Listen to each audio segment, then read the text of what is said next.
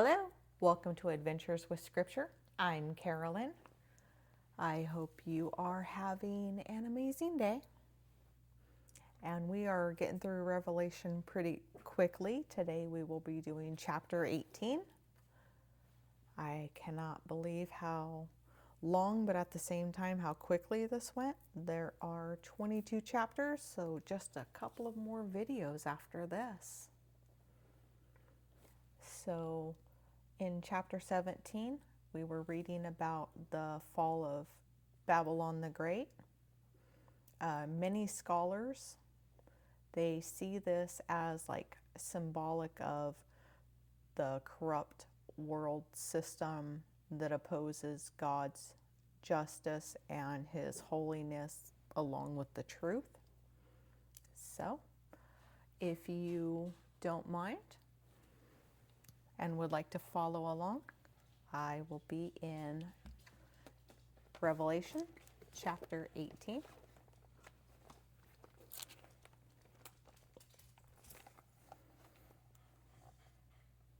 Poodle, you okay? She's still not feeling that great. I've been sitting with her quite a bit. One of the reasons I did not get out this weekend.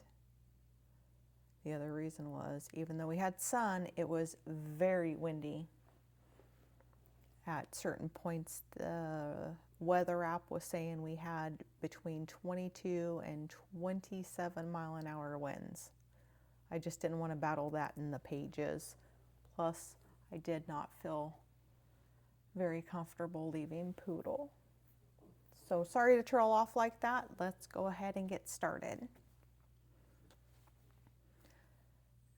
After all this, I saw another angel come down from heaven with great authority, and the earth grew bright with his splendor. He gave a mighty shout. Babylon is fallen, the great city is fallen. She has become a home for demons. She is a hideout for every foul spirit, a hideout for every foul vulture, and every foul and dreadful animal. For all the nations have fallen because of the wine of her passionate immorality. The kings of the world have committed adultery with her because of her desire for extravagant luxury. The merchants of the world have grown rich. Then I heard a voice calling from heaven, "Come away from her, my people. Do not take part in her sins, or you will be punished with her. For her sins are piled as high as heaven, and God remembers her evil deeds. Do to her as she has done to others. Double her penalties for all her evil deeds. She brewed a cup of terror for others, so brew twice as much for her. She glorified herself and lived in luxury, so match it with torment and sorrow. She boasts in her heart, I am queen on my throne. I am no helpless widow, and I have no reason to mourn. Therefore, these plagues will overtake her in a single day, death and mourning and phantom. She will be completely consumed by fire, for the Lord God who judges her is mighty. And the kings of the world who committed adultery with her and enjoyed her great luxury will mourn for her as they see the smoke rising from her charred remains. Then they will stand at a distance, terrified. Her great torment, they will cry out, how terrible for you, O Babylon, you great city. In a single moment, God's judgment came on you. The merchants of the world will weep and mourn for her, for there is no one left to buy their goods. She bought great quantities of gold, silver, jewels, pearls, fine linen, purple silk, and scarlet clothes, things made of fragrant thine wood, ivory goods, and objects made of expensive wood and bronze, iron, and marble. She also bought cinnamon, spice, incense, myrrh, frankincense, wine, olive oil, fine flour, wheat, cattle, sheep, horses, wagons, and bodies, that is, human slaves. The fancy things you love so much are gone, they cry. All your luxuries and splendor are gone forever, never to be yours again.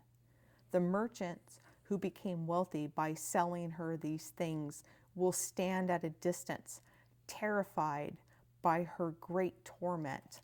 They will weep and cry out, how terrible for the great city! She was clothed in fine purple and scarlet linen, decked out with gold and precious stones and pearls. In a single moment, all the wealth of the city is gone, and all the captains of the merchant ships and their passengers and sailors and crew will stand at a distance. They will cry out. They watch the smoke ascend, and they say, "Where is there another city as great as this?" And they will weep and throw dust on their heads to show grief. And they will cry out, how terrible for that great city." The ship owners became wealthy by transporting her great wealth on the seas. In a single moment, it is all gone. Rejoice over her fate, O heaven and people of God and apostles and prophets, for at last God has judged her for your sake. Then a mighty angel picked up a boulder the size of a huge millstone. He threw it into the ocean and shouted, "Just like this, the great city Babylon will be thrown down with violence and will never be found again. The sound of harps, singers, flutes, and trumpets will never be heard in you again. No craftsmen and no trades will ever be found in you again. The sound of the mill will never be heard in you again. The light of the lamp will never shine in you again. The happy voices of brides and grooms will never be heard in you again. For your merchants were the greatest in the world, and you deceived nations with your sorceries. In your streets flowed the blood of the prophets and of God's holy people, and the blood of people slaughtered all over the world." Wow, that was pretty powerful. So there's a lot to go over, and we'll go through this kind of quickly. So in verses 1 through 3, the angel proclaimed Babylon's judgment as already certain. Babylon is described as a dwelling place for demons, a symbolic and moral and spiritual corruption, a system that seduces nations. And then when we go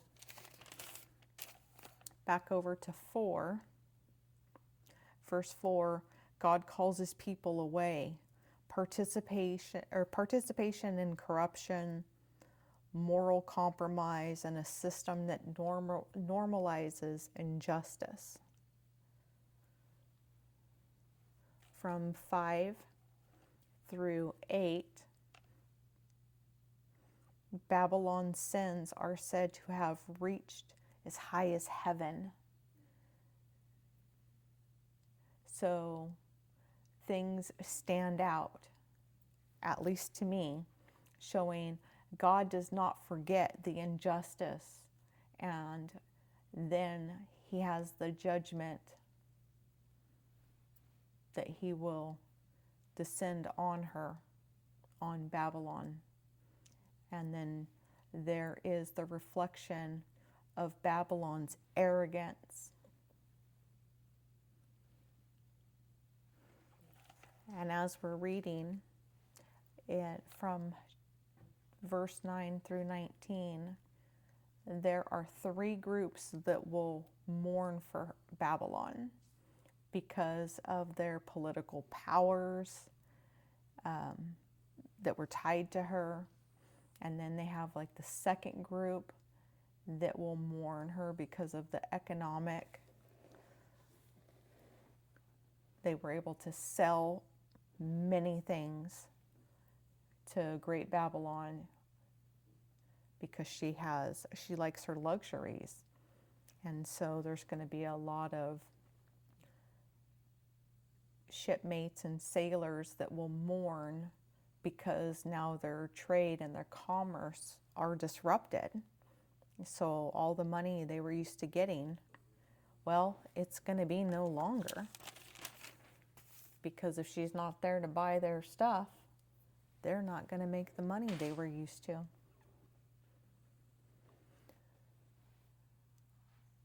From 21 down to 24, the angel throws down a huge millstone into the sea, saying Babylon will no longer be found anymore.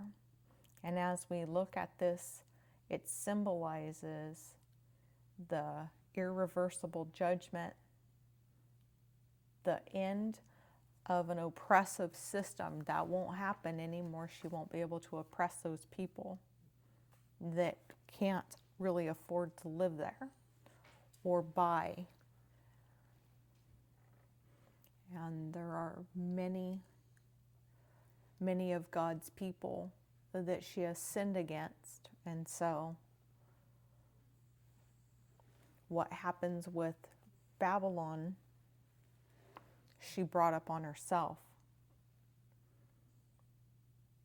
There is a spiritual message for believers, though, to guard your heart against materialism. That's important. It's easy. It's so easy. You look at my desk, I have tons of stuff, some of it gifts, some of the things I've bought myself. Although I could live without it, I do like to have cute things, but if I had to give it up, it wouldn't be the first time I've had to walk away from pretty much everything I owned. Oh, let's see. Don't confuse your success with being righteous. So success does not mean righteousness. So whatever you do, don't confuse that. God's justice is ultimate and it is sure. And remember, Babylon is not destroyed because it was powerful. Babylon was destroyed because of pride, deception, exploitation, violence against innocent, and rejection of God's authority. And that is what took Babylon down. And when you really stop and think, 6 years ago, when we went shopping, there was, I guess it was actually right before the 2020 shutdown. You would never find so much as one area in a store that was vacant.